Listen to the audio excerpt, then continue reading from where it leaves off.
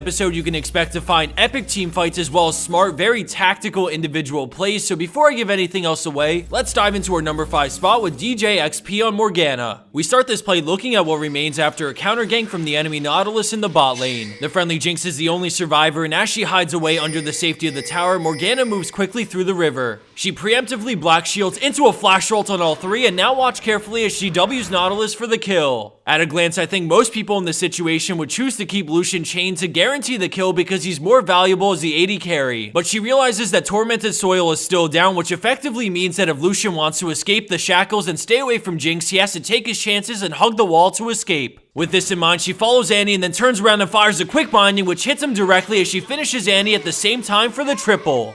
Purple team triple kill.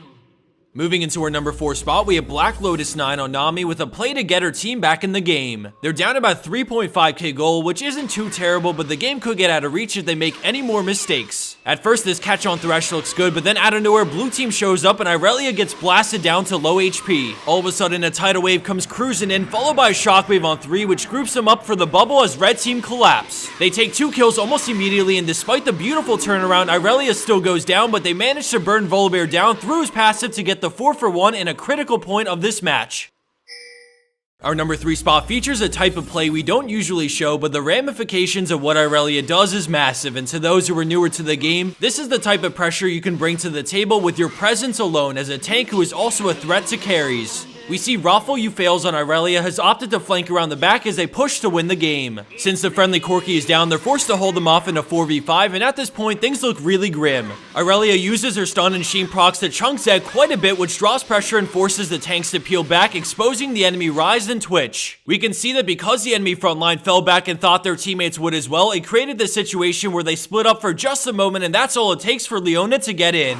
The rack gets blown up instantly, and we see the enemy tanks rush over to Rise, and this opens up Zed again to more punishment from Irelia. Of course, this makes the Hook brothers react, and they essentially both waste their Qs, and with Rise so low, red team start to fall back.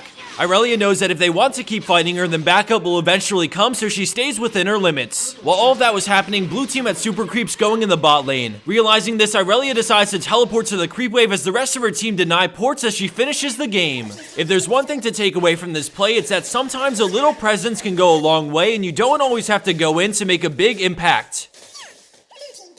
Landing in at our number 2 spot, we have a brilliant team fight from SkogMonster on Sejuani. In the beginning of this play, we see the enemy team sitting on Dragon as they wait around the outside of the pit. All of a sudden, Sejuani dashes over the wall, instantly ulting them in place so that she can take Dragon off their hands as her entire team wombos them down. Everything about that play was perfectly executed. From the timing of the engage to even the follow-up from Draven's ult, everyone was at the right place at the right time to chain everything and get Fiora that quad.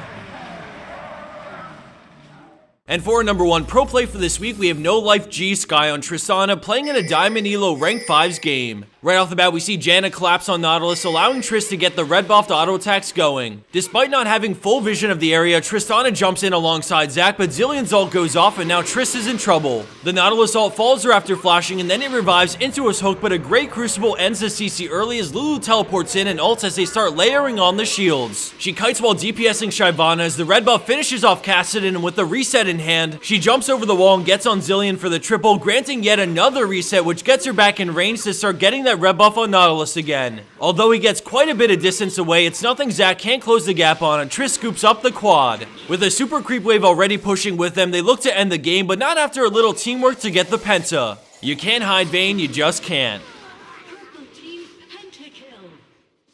And for the bonus clip of the week, we have a really funny play from SWSW PawPaw on Xerath. As he farms in the mid lane, he has an idea that the enemy team are doing Dragon, but sadly he doesn't have vision of inside the actual pit, so he has no clue what health it's at. He moves into range and ult, somehow getting the steal, followed by the double kill as he returns back to his lane like nothing happened. Let's check that out one more time, but from his perspective now, so you can see how sick that must have been when he clicked the R button. Before this episode comes to a complete end, I wanted to give a big thanks to our sponsor Skillcap.com for providing a $100 prize for the number 1 spot in this video. With that being said, I wanted to quickly show off a big part of the reason why I use Skillcap to improve. I promise I'll keep this one short, but just getting to things right away, these guys are no dummies. Everything that you see in the way they mold their website is based off feedback and hard data. They collect games, talk to their staff, which is full of Diamond 1 Elo players and higher, and even go as far as to do one-on-one online interviews where they get a really really good grasp of what their users want. The product that they're able to produce really reflects this, and every time I start a new course, I'm certain that the way it's taught to me is engaging and easy to pick up. As you can see, everything that's produced is pre-tested and intensely looked at to make sure that when it's released, it's a goldmine of knowledge. And finally, what many other websites or guides for some reason don't seem to realize is that their audience mainly consists of lower skilled players. How can you read a Riven guide that talks about animation canceling or Q when for starters you don't even know what it is or how to even physically do it on your keyboard? It's this kind of foundation that you need to know, and SkillCapped understands this and has practice regimens to make sure you're well equipped to learn it inside and out. If you want to give it a try or even just take a look, then click on the annotation on your screen or visit the description box to check it out.